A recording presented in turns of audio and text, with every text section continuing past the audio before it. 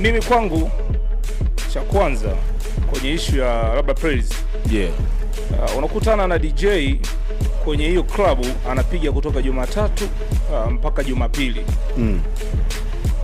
Kwa mteja ambaye anaenda pale kila siku, lazima cha kwanza atamchukulia poa kwa sababu anaonana naye kila siku. Yeah. Cha pili, hawezi kuona mabadiliko ya playlist kwa sababu anamsikiliza kila siku. Okay. Yule DJ ambaye wateja hao wanasema labda anarudia sana playlist. Ukimtoa kwenye hilo chimbo ukampeleka chimbo lingine, ataenda kuumiza vibaya kwa sababu hiyo sehemu hawajamzoea, hawamjui. Sawa. Kwa hiyo issue inakuja kwamba watu wanaweza kusema DJ anarudia playlist, kumbe ni mteja mwenyewe kila siku anamsikiliza. Cha pili, inawezekana kweli anarudia playlist kwa sababu ya uvivu wa kuandaa. Okay. Unakuta labda huyo anapiga ba kila siku.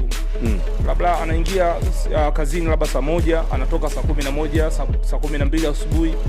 Akirudi kulala ndo anaamka mida hiyo saa 9 mpaka saa 10.